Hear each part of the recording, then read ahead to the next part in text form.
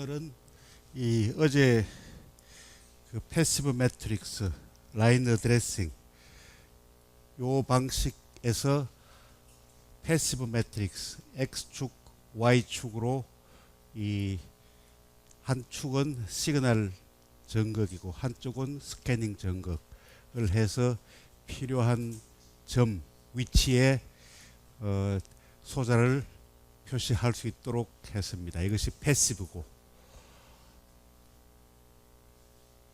그 또 한 분류로는 액티브 매트릭스, 같은 형태의 X 칼럼 로우에, 이게 칼럼이고 이게 로우죠, 의 라인으로 이 각 화소 픽셀을 배열하는 것까지는 똑같습니다. 같은데 문제는 요 화소 하나하나에 독립적인 스위치를 달아 놓는다. 그래서 능동적 액티브 매트릭스라는 구동 방식이 출현을 합니다. 그게 1970년도가 되죠. 그래서 요 두 가지를 다시 비교하면 형태는 비슷한데 자세히 요 동그라미를 들여다보면 요 X축, Y축이 교차하는 점에 요 이 TFT라는 놈이 들어가 있습니다. 스위칭 디바이스. 이게 TFT, Thin Film Transistor, 일종의 트란지스터입니다. TFT 스위칭 소자가 들어가 있고, 여기 노란 이 면이 화소,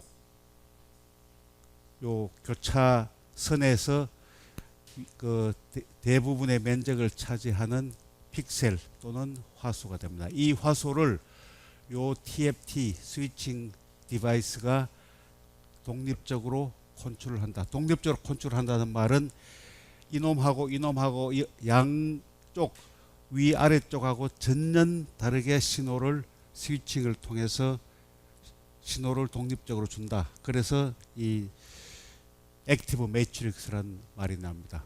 아까 처음에 어제 한 이야기가 나왔죠. 이놈하고 이놈을 같이 요놈을 켜려고 했는데 이놈이 영향을 받습니다. 어차피 왜?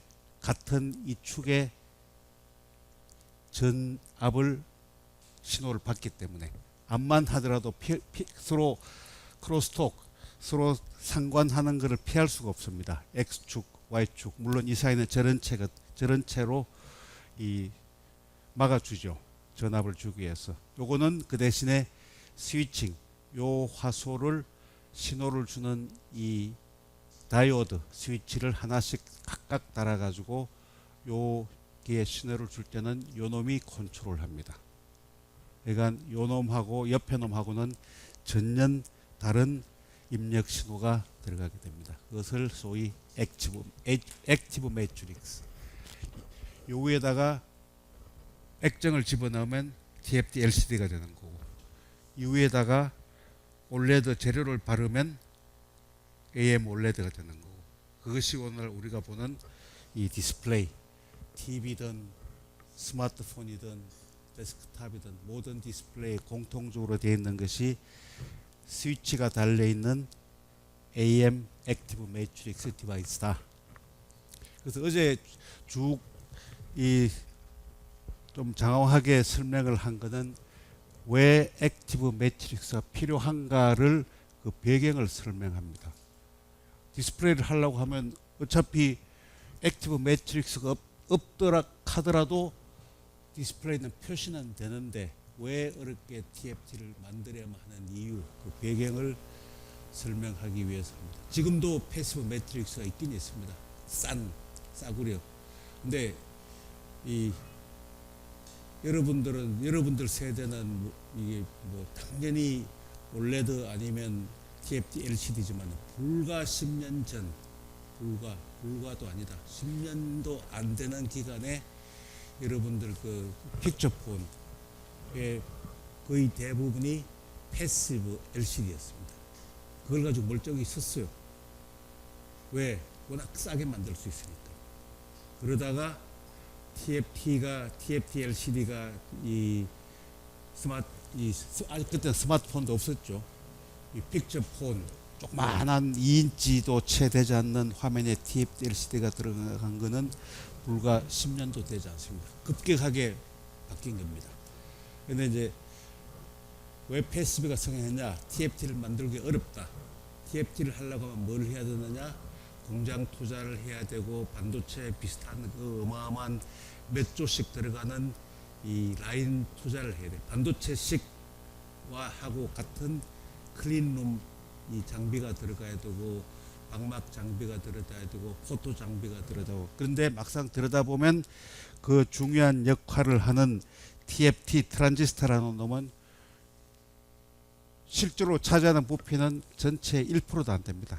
진짜 전체 화면에 이게 대부분 화소가 차지하지, 요 조그마한 트랜지스터 요걸 하나를 하고 나중에 다 이 전체 화면은 전체에서는 다 지우고 없는 줄 남는 부분이 1% 면적도 차지 않는 TFT를 만들기 위해서 그 많은 공정 투자비 그걸 들여야 되거든. 처음에 안 하려고 많이 노력을 했죠. 없이도 할 수 있는 방법이 없느냐. 근데 해보면 해볼수록 이거는 피할 수 없는 것이 액티브 매트릭스다. 액티브 매트릭스는 요 트랜지스터를 각 화소마다 넣어가지고 개별적 스위칭을 해줘야만 한다.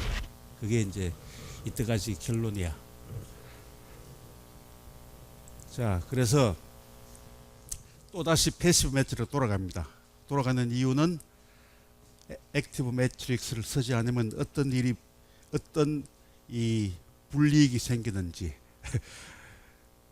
패시브 올레드입니다.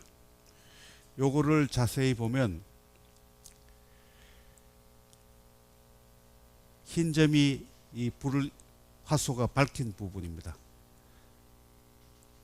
자세히 한번 보세요.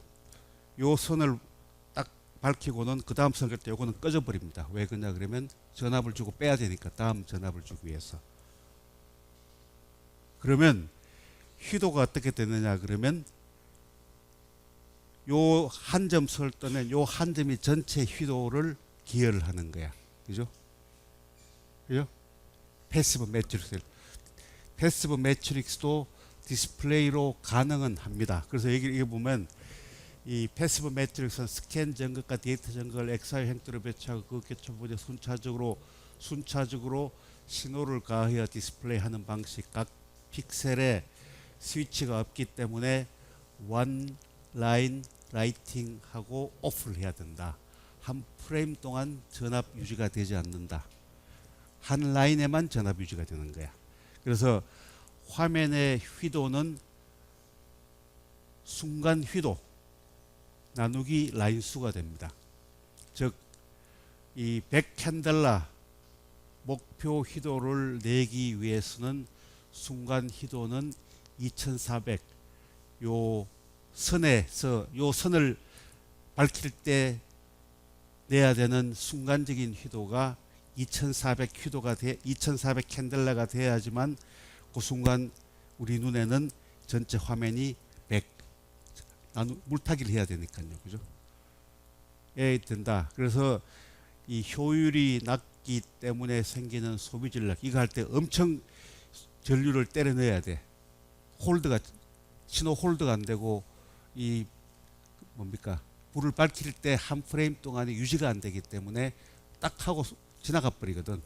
그러다 보니까 소비 전력이 증가하고 대면적 구현에 부족하고 이 라인 수가 많으면 많을수록 순간 휘도는 더 시비하게 커져야 됩니다. 라인 증가에 따라서 휘도가 저하고 라이팅 시간도 감소하고. A를 켤 때 B는 오프가 되고 C도 오프, D 켜고, 이거는 뭐 큰 의미가 없는데 요 신호 파형으로 봤을 때 A, B, C, D 네 픽셀 중에 한 놈을 켤 때 요 놈만 한테만 신호가 간다. 그러면 반면에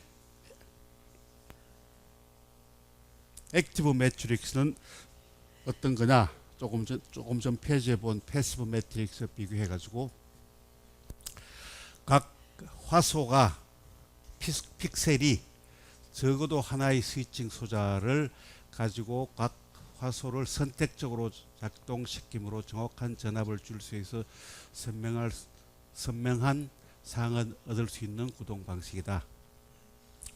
TFT의 스위치에 의해서 한 프레임 동안 데이터 전압은 Y축으로 위에서 올라가는 거죠. 데이터 전압은 동시에 들어가고 스캔 전압은 순차적으로 되고, 무슨 말인지 알죠? 데이터 전압은 사이멀테니어스 외부 전압을 받아가지고 동시에 계속 입력이 들어가고, 그러니까 이축은 시간 상관없이 동시에 사이멀테니어스하게 인풋이 들어가고, 요 스캔 라인은 요 파형에 따라서 한 번 주고 한 번 주고 한 번 주고 한 번 주고, 근데 그 사이에 그 사이사이에 TFT가 있어가지고 한 번 준다고 하더라도 이놈의 트란지스타가 딱 막아버립니다. 막아버리면 요때 들어간 차지는 그냥 홀드가 됩니다. 차지 홀딩이 됩니다. 그래서 여기 요 스캔을 하고 끝까지 갈 동안, 즉 한 프레임이 바뀔 동안에도 요거는 불 켜는 것을 유지를 하고 있습니다. 이게 이제 액티브 매트릭스다. 생각해 보면 간단한 스위치 하나로 이 시그널 차지 홀딩을 해주기 때문에 한 프레임 동안, 즉 60분의 1초 동안에 이 화소도, 이 전등도 계속 불을 밝혀주고 있는 겁니다. 그죠? 그러면 휘도에 그만큼 유익하고, 이 EL 소자, 올레드 소자에도 그만큼 가혹한 전류가 흐르지 않아도 되는 거죠. 그 다음 프레임에 와가지고 리셋을 해서 가는 거예요. LCD도 마찬가지야. 한 프레임 동안 이렇게 있다가 60분의 1초 후에 상이 바뀌잖아. 그죠? 뭐 이렇게 손가락이 움직인다. 그러면 A가 B로 바뀐다. 그러면 60분의 1초 후에는 이 놈은 다 꺼버리고 B에 있는 놈만 켜주는 거야. 그게 이제 차지 홀딩이라고 하고, 그 홀딩의 역할을 TFT가 한다.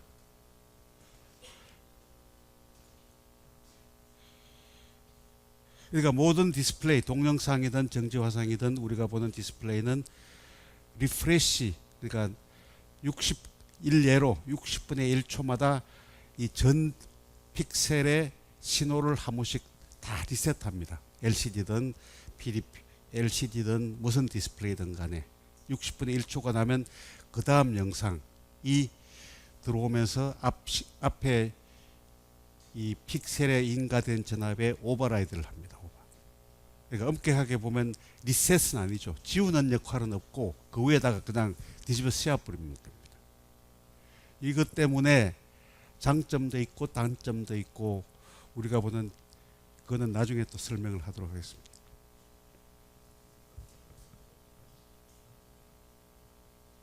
여기 뭐 애니메이션이 있긴 있네요. 이거는 넘어가고, 자 그러면 패시브 매트릭스, TFT가 없는 매트릭스, 이때까지 과거에 한 몇십 년 동안 디스플레이 역할을 해왔던 패시브 매트릭스에서 그레이스케일, 즉 휘도, 그레이스케일을 어떻게 만들었느냐, 그죠? 액티브 매트릭스는 TFT에서 그 TFT를 통해서 준 전압이 정확하게 그 화소에 전달이 되어 가지고, 여기 없나? 나중에 나오나? 전달이 되어 가지고 TFT를 통해서 전달이 되어 가지고 휘도를 TFT가 컨트롤합니다. 전압을 많이 주면 밝고 정확하게 정비해서 움직이는데, 패시브는 그게 없잖아요. 그죠? 그래서 패시브 매트릭스는 한 화소, 한 픽셀을 4동강이 또는 8동강이 서브 픽셀로 나눕니다. 당연히 해상도는 까먹죠.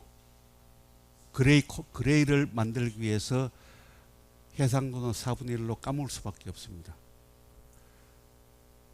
하나를 4개로 나누어가지고, 이게 그레이 6고 그레이 5라고 이야기합시다.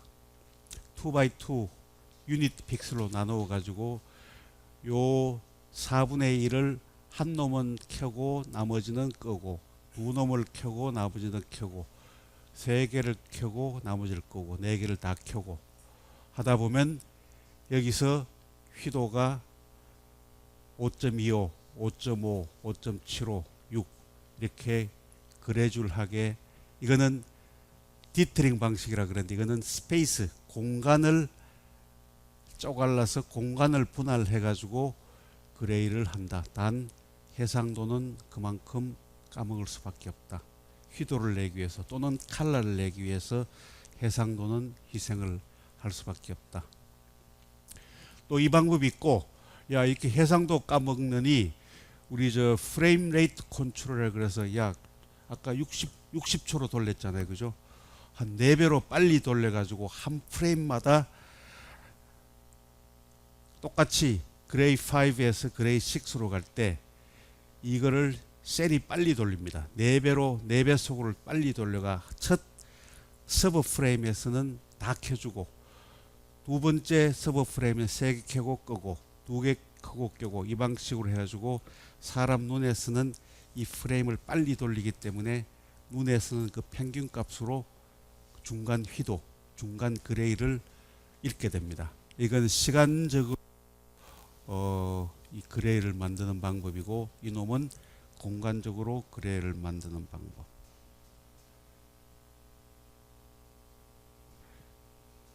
그래서 다시 이야기하자면 TFT를 만들기 위해서 이렇게 힘들게 할 수밖에 없었던 이유, 그거를 또 TFT를 액티브 매트릭스를 피해서 패시브로 한다고 하더라도 이런 짓을 또 해야 되는 거야. 세상에 공짜가 없어. 그레이를 하기 위해서. 이것도 말하자면 이거는 그레이 하나, 5 그레이밖에 안 되잖아. 지금의 그레이는 대부분 8 그레이, 액티브 매트는 8 그레이, 10 그레이까지 올라가고 있거든요. 다시 한번 액티브 매트릭스가 independent control of each pixel by a switch in each pixel. 그러니까 스위치라는 게 여기 키워드입니다. 스위치는 다이오드 일 수도 있고 FET, 필드 이펙트 트랜지스터. TFT라는 놈이 필드 이펙트 트랜지스터죠. 예, 하나죠. TFT라는 말은 방막, 신 필름으로 유리 위에서 만드는 TFT다.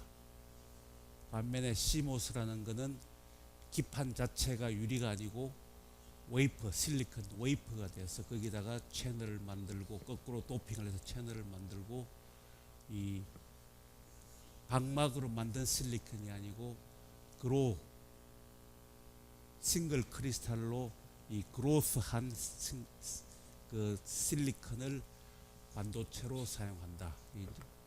완전히 반대입니다. 하나는 땅굴을 파고 들어간 거고, 이거는 유리 위에다가 방막 실리콘 필름을 만들어서, 왜 그러냐면 유리를 써야 되거든, 디스플레이는. 그리고 방막으로 아까 이야기했듯이 TFT라는 것이 뭐 2% 면적을 차지하지 않기 때문에 거의 투명이라고 보면 됩니다. 스위치의 걸만 만들어주면 되거든. 그래서 만드는 게 아까 나오는 TFT가 여기에 구석자리에 X축, Y축 구석자리에 실제로는 이거보다 더 적습니다. 조그만하게 차지한 트랜지스터가 TFT고, 여기에서 다이어그램으로 나와 있습니다만 CLC, 액정의 캐패시터, 여기가 게이트고, 여기가 드레인이고, 이게 소스죠. 소스에 걸려있는 전압하고 여기에 상판에 그 공통전극 사이에 액정을 집어넣으면 그 사이에 캡이 형성을 하죠. 이 캡 안에 들어가 있는 액정 분자를 이 트랜지스터가 이 소스 드레인 전압을 컨트롤해서 액정의 트위스트 모션을 조절합니다. 이 소스에 들어오는 전압은 외부 입력 신호고, 여기 소스 드레인 사이에 이 트랜지스터의 게이트가 게이트 신호가 들어갈 때만 여기서 소스 드레인 커런트가 흐릅니다. 이 커런트가 여기서 스토리지 캡, 액정을 위한 스토리지 캡에 어큐뮬레이트 되면 액정 사이에 외부 신호가 정확하게 액정에 전달된다. 여기서 액정은 뭐냐? 이 화소 사이 전극, 투명 전극 사이에 끼어 있는 들어가 있는 액정입니다. 요거 나중에 또 새로 이야기했고, 여기는 지금 액티브 매트릭 설명하기 때문에 각 픽셀마다 스위치가 있다. 그 픽셀은 그 스위치는 다이오드 형태가 될 수 있고 필드 이펙트 트랜지스터 형태일 수 있고, 다이오드란 게 뭐냐? 메탈 인슐레이터 메탈 MIM 한쪽으로만 전류가 흐르도록 되어 있는 상태, 이걸 다이오드라 그러죠. 그래서 이 액티브 매트릭스의 역할은 이 hold the image voltage within one frame, 아까 설명했던 한 프레임 60분의 1초 사이에 예를 들어서 1000개의 라인을 쭉 스캔하고 훑어가는 시간을 한 프레임입니다. 한 프레임 동안에, 즉 16.7ms 세컨드 동안에 이 볼테이지를 홀딩을 하는 역할을 합니다.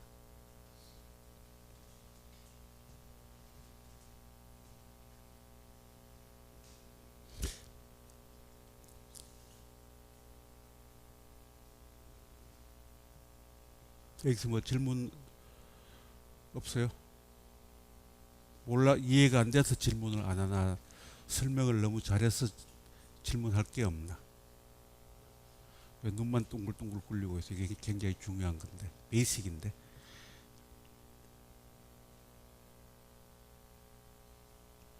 의문이 안 가요? 우리가 사람 눈이 60분의 1초 동안에는 이 전체에 표시된 화면을 다 보고 있는 거야. 그 다음 60분의 1초가 되면 이 프레임이 싹 바뀝니다. 근데 사람 눈은 그거를 인식을 못해요. 사람 눈에 잔상이라는 게 있거든. 눈에 그 이미지 리텐션이라는 기능이 있어가지고 동영상을 볼 때 말이 달린다.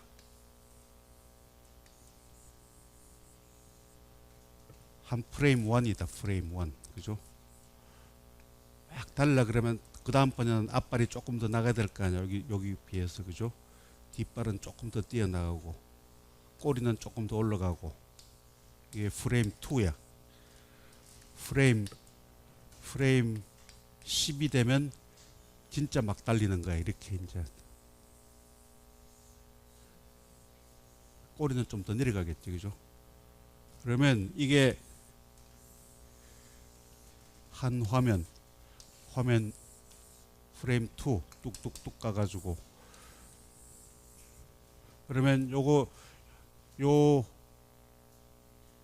위치에 있는 화소를 프레임 1 동안에는 전부 표시를 해줍니다. 지금 이야기하는 건 동영상 이야기야.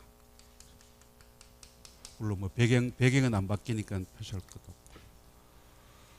프레임 10 가봐야 0.16초야. 그죠? 화면이 10번이 바뀌었어요. 그 사이에 이 말은 다리가 이만큼 앞으로 뛰어나가고 있어. 이거를 연속적으로 계속 이제 이게 이 프레임을 리프레시 해가면서 돌리는 거야. 근데 사람 눈은 이 화면을 따로 볼 수 있는 능력이 없고, 쭉 보면 이게 말이 뛰는구나. 여기를 이 인테그레이션해서 보는 겁니다. 그게 이제 결국은 우리가 보는 동영상이라는 거거든. 동영상을 TV에서 재현하기 위해서는 각 프레임마다 그 필요한 화소를 한번 보여주고, 요 다음 16분의 7ms 이후에 다음 프레임이 갈 때까지 요 이미지는 그대로 홀딩이 되는 거야. 텐션 되고. 그 다음에 다리가 이렇게 갈 때는 아까 위치 요 화소는 자동적으로 지워져 리셋이 됩니다. 요게 새로 표시가 되고, 사람 눈이 볼 때는 뭐 그 사이 일어나는 일은 상관이 없죠. 모르지. 우리 눈은 이거하고 이거하고 이거 쭉 영화 필름처럼 연속되는 거를 보면서 아, 말이 뛰구나, 빨리 뛰는구나, 그걸 인식을 하는 거죠. 그걸 하기 위해서는 TFT라는 놈이 절대적으로 중요하다.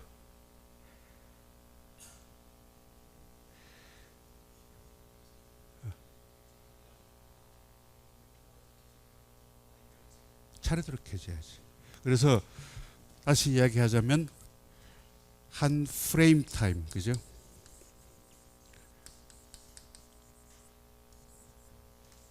타임은 60분의 1초. 60분의 1초 사이에 요 라인 신호를 때리고, 요 라인 신호를 때리고, 신호를 때리고, 그러니까 요 줄에 있는 여기에 해당하는 픽셀을 전부 켜야죠. 그죠? 그러니까 요 한 라인을 60분의 1초 나누기 요게 1000 라인이 있다고 하면, 보통 TV에 풀 HD가 1080 라인이 있잖아요. 그죠? 나누기 1080. 그렇게 되면 대충 15 마이크로 세컨드에 한 라인을 탁 때리고, 그 다음에 또 15 마이크로 세컨드 두두두두두 이렇게 내려가는 거야. 이게 그래서 스캔 라인이 필요하고, 그러니까 스캔을 하는 거죠. 스캔하고. 단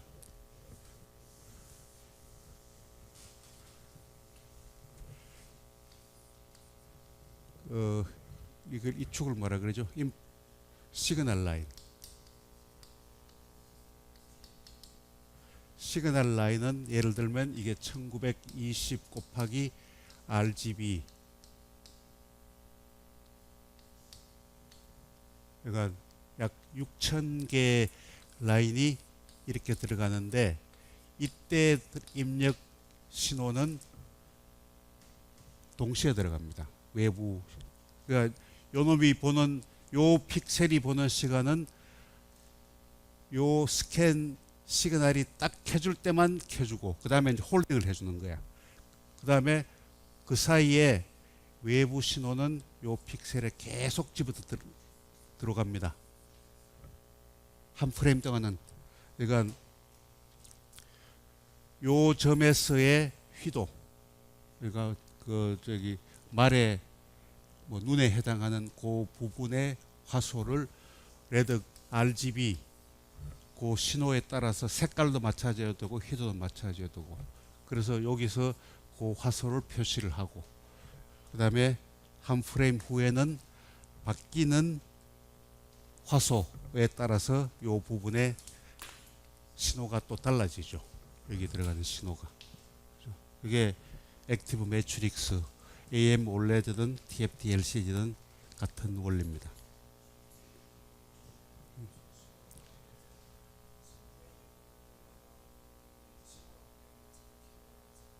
어.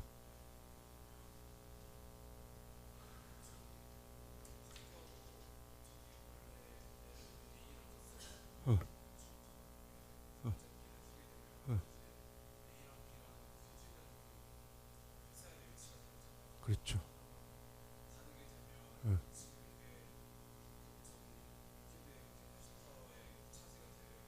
어.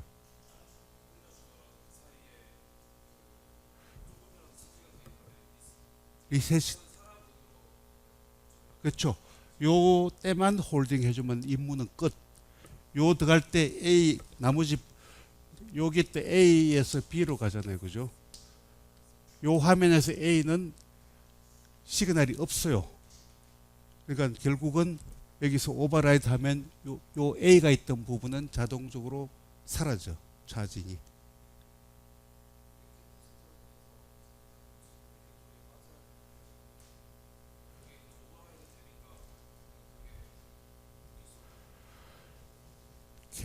캐패시터 좋은 질문인데 오버라이드를 하게 되면 그라운드로 빠지냐? 여기 어딘가 빠져. 어, 어.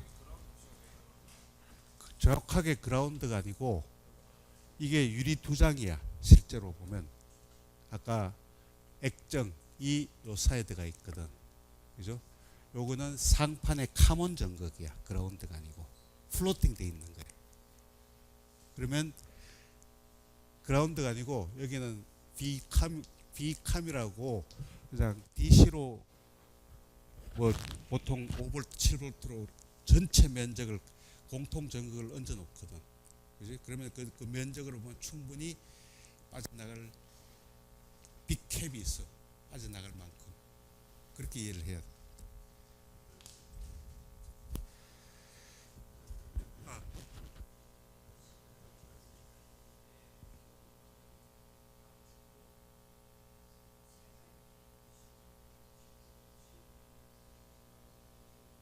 바뀌어야지. 같이 싱크를 해줘야지. 그 싱크 역할을 하는 것이 외부가 아니고 타이밍 컨트롤러에서 교통 정리하는 컨트롤러 칩이 있어요. 그 놈이 게이트 신호를 어떻게 펄스를 딱 주고 요 놈하고를 싱크 해가지고 요 놈이 열 때 이걸 뿌려주고 그 다음에 요 놈이 열 때는 또 요 놈이 또 뿌려주고 하는 그 기능을 하는 게 있습니다. 그리고 이 시그널 전압은 별도로 그 드라이브 IC가 있습니다. 데이터 드라이브 IC. 그러니까 외부의 입력 신호, 디지털 입력 신호를 이 액정의 전압을 갈라 그러면 어차피 DAC를 바꿔줘야 되잖아요. 그죠? 아날로그로 컨버전을 해주는 역할을 하는 것이 드라이브 IC를 통해서 이 신호, 여기 입력 신호가 전압으로 들어가야 되죠. 정확하게 봐. 내가 너무 많은 걸 한꺼번에 하면 헷갈린다. 그러니까 액티브 매트릭스의 타임 시퀀스, 그죠? 그까지만 하고 뒤에 차츰차츰 나오니까 요거는 다음. 그래서 아까 패시브 매트릭스의 그레이스케일, 즉 휘도를 만들기 위해서 픽셀을 4개로 쪼개고 또 4배로 빨리 돌리고 서브 픽셀을 만들고 했는데 액티브 매트릭스는 그렇게 할 이유가 없습니다. 왜 그러냐면 전압을 주면 휘도가 자동적으로 전압에 따라서 변하게 됩니다. 여기 보면 액정에 어플라이 되는 전압이 0에서 3V, 트랜스미탄스 즉 휘도로 보면 3V 주면 깜깜해지고 0V를 주면 100%가 됩니다. 근데 이게 리니어하지 않고 이런 액정의 이 고유한 광학 특성에 따라서 이렇게 커브가 됩니다. 볼티지에 정확하게 리니어하지 않게 되죠. 그죠? 2V하고 1V가 이렇게 등간격이 되지 않고 이렇게 됩니다. 그래서 그레이스케일하고 트랜스미탄스 휘도를 이거는 퍼센티지로 받게 되면 이게 그레이 0에서 8까지 8등분을 하게 되면 휘도는 이렇게 리니어하지 않고 커브를 되는데 이게 특별한 문제가 되는 것이 이거를 다시 플랫하면 여기 자세히 보면 전압에 따라서 휘도가 등간격이 아니죠. 이거를 전압에 따라서 전압 차이에 따라서 요 트랜스미탄스 휘도를 등간격으로 맞추어 주면 그죠? 그레이스케일에 따라서 트랜스미탄스 즉 휘도가 리니하게 바뀐다. 결국은 이 커브의 피팅을 액정 볼테이지 차이에 따라서 휘도를 등간격 리니하게 하게 만드느냐 플러스를 하느냐에 따라서 휘도 그레이하고 휘도 차이의 관계가 리니어하게 만들어야 된다는 이야기입니다. 옵티마이즈 한 게 아니면 아까처럼 그레이에 따라서 휘도가 이렇게 S컵으로 올라가는 두 가지가 있다. 근데 문제는 액티브 매트릭스는 액정 볼테이지에 어플라이하는 전압의 이 휘도가 또는 그레이 스케일이 리니어 또는 정비례한다라고 하는 것이 여기에 이제 키입니다. 이렇게.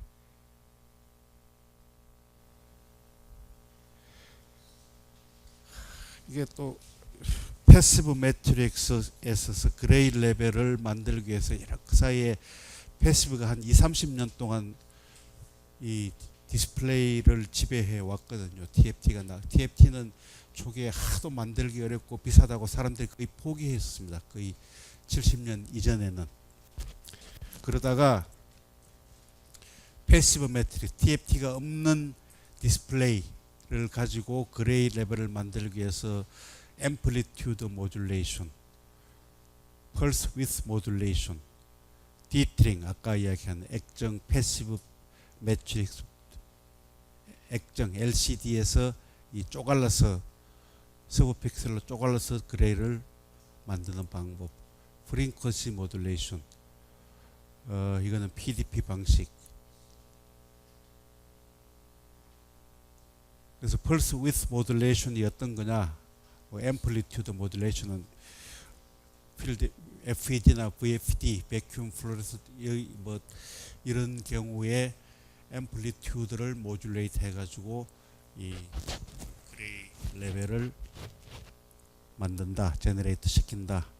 일례로 펄스 위스 모듈레이션 보면 칼럼 볼테이지를 이렇게 턴 온 타임 이 펄스 위스 이 펄스의 폭을 조절을 하고 로우 볼테이지는 일정하다. 그러면 이 픽셀에 적용되는 픽셀 볼테이지는 칼럼 볼테이지와 로우 볼테이지의 합, 즉 이런 형태로 돼서 이 면적이 휘도를 컨트롤하게 된다. 그래서 이제 이 펄스 입력 신호의 세기를 이 펄스의 폭으로 컨버전해서 픽셀의 휘도를 조절하는 방법. 그래서 뭐 한 약 4가지의 보편화된 기술로 모두 다 액티브가 아닌 디스플레이. 여기 보면 전부 이 필드 에펙트 트랜지스터, FED, STN이 뭐냐 그러면 슈퍼 트위스트 뉴매틱, TFT가 없는 패시브 LCD입니다. PDP도 TFT가 없습니다. 인 각각의 디스플레이에서 그레이 레벨을 만들기 위해서 여러 가지 이 아이디어를 내고 펄스 앰플리튜드, 펄스 위스 등등으로 휘도를 조절해 왔다. 자, 감마하고 감마 코렉션 이야기입니다. 흔히들 감마 여러분들 TV 사면 뭐 감마 보정 뭐 이런 게 있죠. 관심도 없지. 그런 게 있는지도 모르지.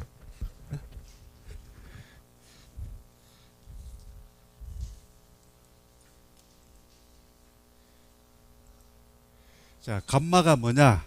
By definition, 그 어떤 디스플레이 물체에 시그널 볼테이지, 즉 전압을 가하게 되면 빛을 휘도를 변화시킵니다. 그러니까 영어 그대로 이야기하면 이 시그널 볼테이지를 in most display 디바이스에 시그널 볼테이지를 가하게 되면 이 인텐시티가 변하는데 거기 어떤 난리니어한 관계가 형성을 한다. 이걸 수식으로 바꾸면 인텐시티가 볼테지, 파워 감마, 감마성, 볼테지의 감마성으로 이런 관계식을 가지는데 이 감마를 그 디바이스의 감마 밸류로 디파인을 한다. CRT는 약 2.35, 그 물체의 고유한 감마 특성이야. 2.35, 2.5가 되고 LCD는 2.2에서 2.6 그냥 만들면 나오는 것이 2.2, 2.6. 시그널 볼테지를 어플라이하면 인텐시티가 어떤 디스플레이는 이렇게 변하고 어떤 디스플레이는 이렇게 변하고 어떤 디스플레이는 이렇게 변하고 각각의 이 시그널 볼테지에 따라서 그 인텐시티, 라이트 인텐시티가 변하는데 그 변하는 모양이 리니어한 놈은 없고 각각 이렇게 S자 또는 뭐 이상한 커브를 그립니다.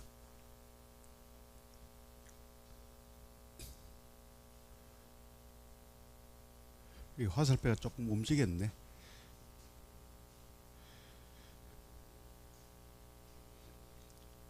어쨌든 LCD를 처음으로 그냥 만들어서 시그널 볼테지를 주면 이런 이상한 S자 커브가 됩니다. 근데 이 시그널 볼테지에 따라서 이쪽은 굉장히 급격하게 변하죠. 인텐시티가.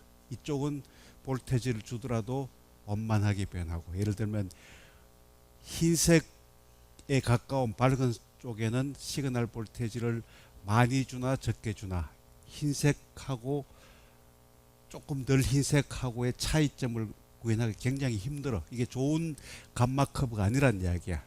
그러니까 볼테지에 따라서 이 인텐시티가 잘 구분할 수 있도록 잘 변해야 좋은 건데, 우리 편리한 디스플레이인데, 그래서 이 시그널 볼테지가 LCD는 이렇게 된 놈을 감마 코렉션을 통해 가지고 이렇게 조금 펴니다. 리니어하게 좀. 그렇다고 정확한 리니어도 아니고, 이게 볼테지에 따라서 인텐시티가 이 정도로 변하는 것이 디스플레이가 보기가 좋고 정확한 디스플레이가 되더라 하는 그 이야기입니다. 이게 코렉션된 감마 커브다. 그래서 감마 코렉션이라는 것은 뭐냐?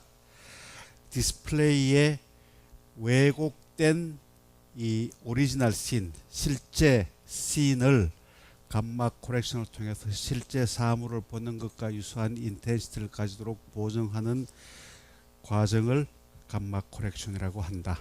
그래서 감마는 디스플레이의 고유한 숫자다, 특성이다.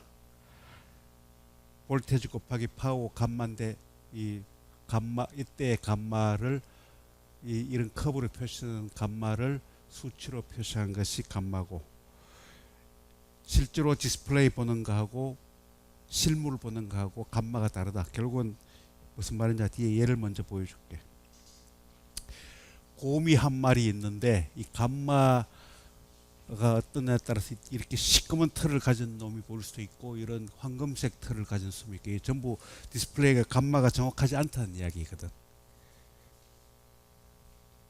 밖에 없나? 뒤에 감마가 또 다음 그 시간에 또 따라 나옵니다. 요거는 이제 맛배기니까 감마가 뭐냐? 감마 코렉션. 이 그레이 스케일을 일반적으로 64 그레이 휘도를 까만색에서 흰색을 두고 봤을 때 그 사이에 64 등분으로 이 레벨을 구분을 합니다.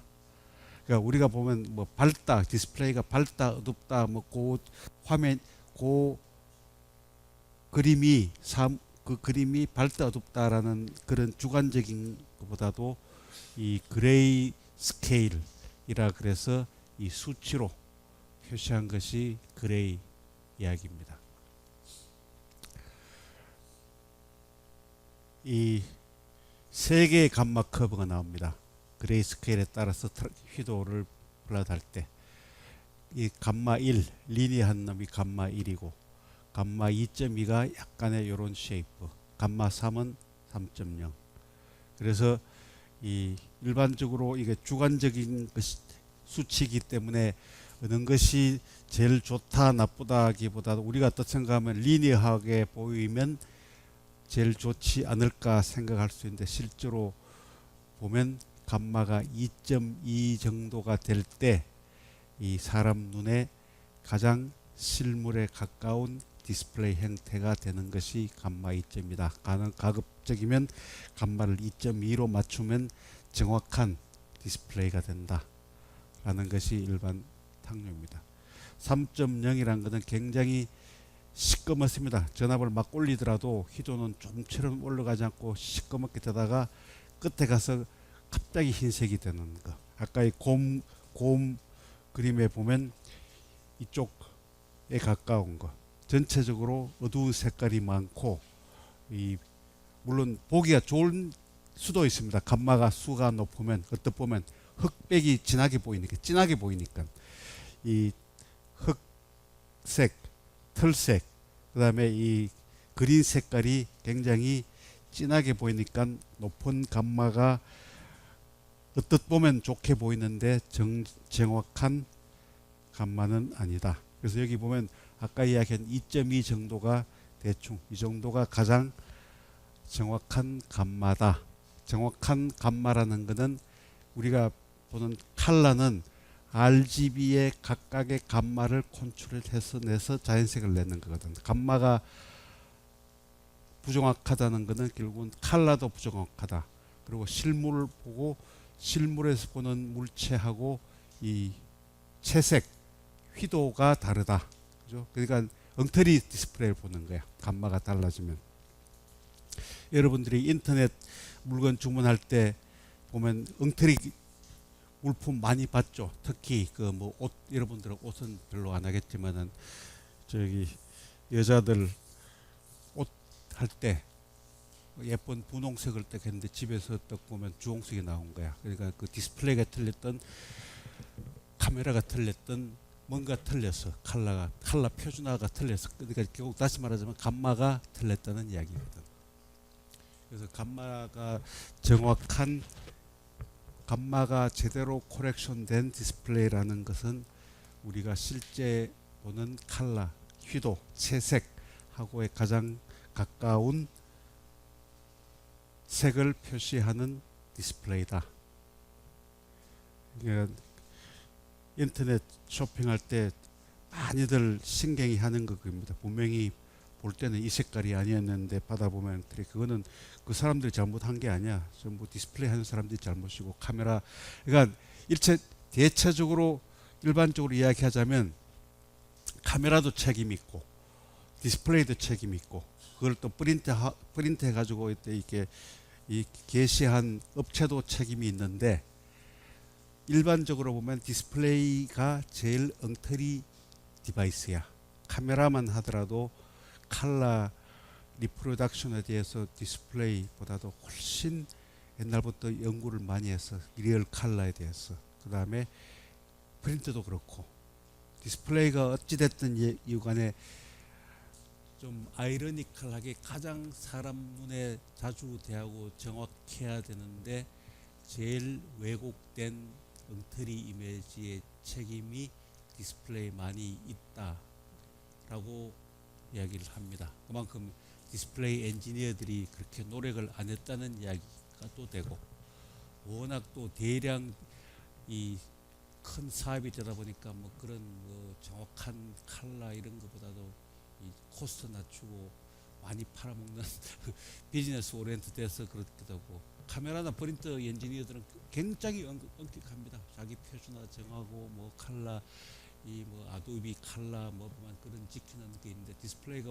또 여러 가지 또 종류가 많잖아, 그죠? 뭐 PDP부터 해가지고 OLED부터 LCD부터 해가지고 업체도 많고 하다 보니까 이 어쨌든 그런 표준화 관점, 그런 정확도에서 디스플레이가 좀 딴 디바이스에 비해서 요걸 좀 먹고 있습니다. 그러니까 인풋 데이터하고 아웃풋 시그널 데이터를 할 때 이런 커브에 따라서 이런 다른 형태의 컬러, 흑백 이 표시된다. 이그젬플입니다. 컬러 표시입니다. 이게 이제 컬러 기본이죠. RGB 수도 없이 나오는데 레드, 블루, 그린. 우리가 두 가지 색깔이 있습니다. 가법, 애디티브 믹싱, 서브트랙티브, 감법 믹싱 컬러입니다. 감법은 뭐냐? CMY, 그리죠? 사이언, 마젠타, 옐로 세 가지를 가지고 천연색을 만드는 거고, 가법은 레드, 그린, 블루를 해서 감법을 만든다. 왜 가법, 감법이라는 이름이 붙었겠지 압니까? 왜 가법이고 감법이야? 차이가 뭐입니까?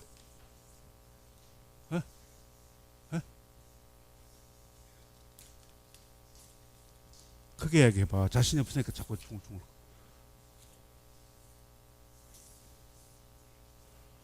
그렇지, 한 70점 맞았어요. 가법이라는 거는 섞을수록 밝은 색깔이 나와. 그죠? 레드, 그린을 합치면 옐로, 훨씬 밝은 색깔이 나오죠.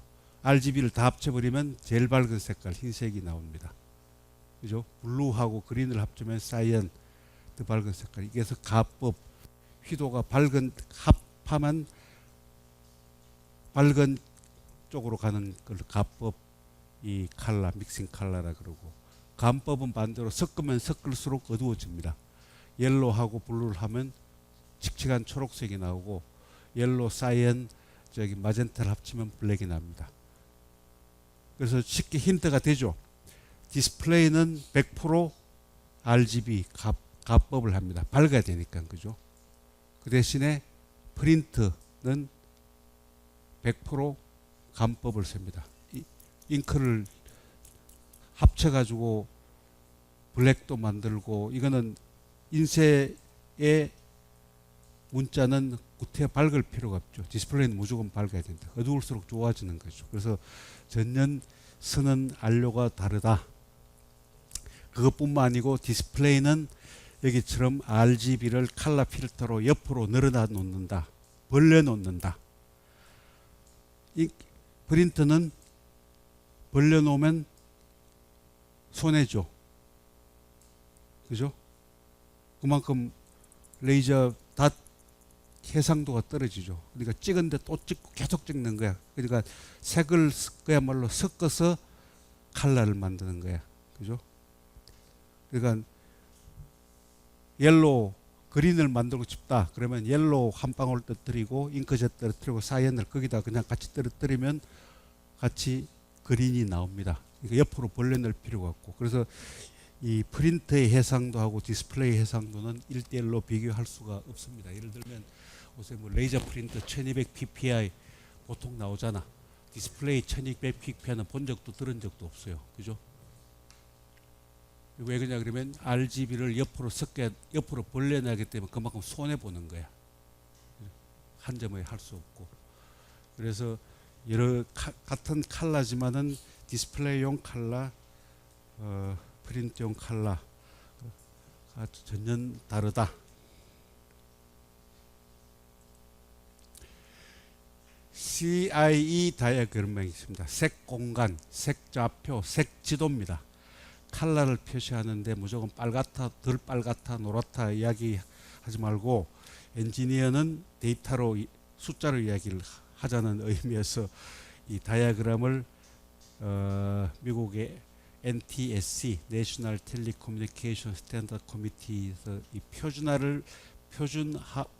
표준화 위원회에서 전 세계에서 같이 공동으로 만드는 겁니다. 이 컬러, 색좌표, 색 공간, 또 일반적으로 CIE 다이어그램입니다. 이 XY 축에 0.0에서 0.9까지 만들어 놓고 이 부채꼴에 이 스페이스를 하나 딱 그립니다. 그 다음에 이 중간에 이 스페이스 색 좌표에 따라서 이 컬러를 구현을 한다. 이쪽 일로 가면 블루, 그린, 이 레드, 그린. 이쪽으로 가면 블루하고 그린이 믹싱이 돼서 청록색 쪽이 되죠. 그린하고 레드 사이는 옐로우가 되고. 그래서 이 CI 다이어그램 그러니까 요 오른쪽 이거는 우리가 컬러를 표현할 때 표준화 이야기입니다. 표준화. NTSC라는 색좌표도 있고 sRGB라는 색좌표도 있고, 이 sRGB는 이 인터내셔널 일렉트로 케미컬 커뮤니티 다른 표준화 업체에서 정한 거. 둘 다 통용이 됩니다. 그런데 이때까지 디스플레이에서 제일 많이 사용해 왔던 것은 오랫동안 NTSC 색좌표입니다. NTSC가 요거 흰 선입니다. 어디 있냐? 여기 흰 점을 요렇게 흰 선을 따라가면 요런 삼각형이 되죠. 요게 NTSC 100%라고 이야기하는 겁니다. 우리가 TV를 사면 색재현성이란 말을 많이 하죠. 색재현성 또는 이 NTSC 80%, 올레드는 뭐 90%다, 100%다 이야기하는데, 이 퍼센티지가 높을수록 컬러의 이 컬러 뭐라 그러나 표시할 수 있는 컬러 범위가 넓다 이거죠. 이게 NTSC고, 그 다음에 아도비가 이거보다 오히려 크지도 않죠. 뭐 거의 비슷한 약간의 색좌표가 다르고, sRGB는 이런 조금 삐뚤어진 삼각형을 가지고 이 안에서 1차 이 TV는 NTSC 82%다. 그러면 요게 NTSC 100%입니다. 요 삼각형이 80%는 요 안에서 80%의 면적을 가지는 그런 컬러를 표시할 수 있는 TV다. 그게 이제 아이고 시간이 다 돼버렸네.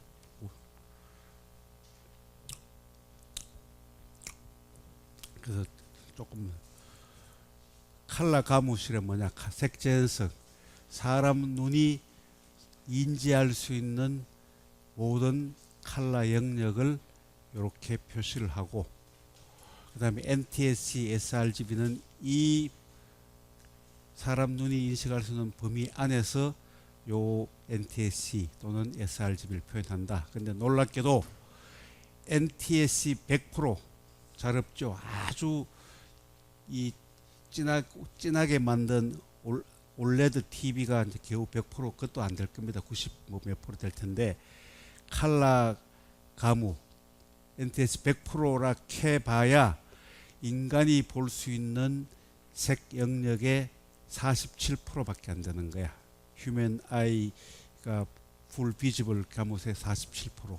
그러니까 우리 무슨 말이냐면, 오늘날 우리가 보는 디스플레이가 80% 야 색 좋다 그러죠. 그러면 그게 좋은 게 실제로 아니고 사람이 볼 수 있는 색 영역의 40%밖에 못 보는 거야. 나머지는 우리가 다 놓치고 못 보는 거야. 그래도 색깔 좋다 뭐 이런 이야기 하는 것은 전부 사람 눈속임 이야기야.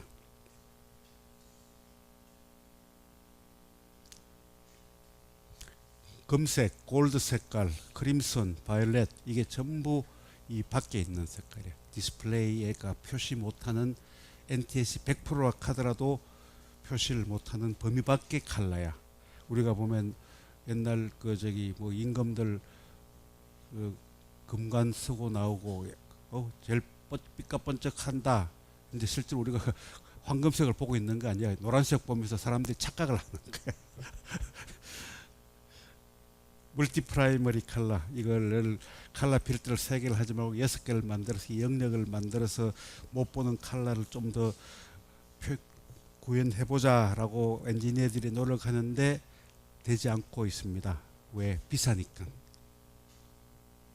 이게 전부 황금색 이런 게 전부 다 우리가 못 보고 넘어가는 색깔입니다. 컬러가 왜 중요하냐, 감마가 왜 중요하냐, 똑같은 장면을 컬러 템퍼레처, 감마가 다른 4개 사진을 보면 한 장면이야 이놈이. 근데 전부 보면 전부 다르게 나오죠. 한 놈은 아침에 해 뜨는 것처럼 보고, 한 놈은 저녁에 해 지는 것처럼 보이고. 이 컬러 템퍼레처, 컬러가 다르고, 컬러를 만드는 것은 각각의 감마를 잘못 조절했기 때문인 거야. 그 디스플레이에. 그러다 보면 한 화면, 실제 화면하고 전혀 왜곡된 다른 이미지를 연출하게 된다. 이것이 이제 칼라 템퍼레처 감마의 중요성이다. 내추럴 칼라 리프로덕션을 하려고 하면 일단은 감마, 그 다음에 칼라 템퍼레처 이게 표준화가 되고 이게 정확해야 된다. 자, 오늘은 여기까지 하겠습니다.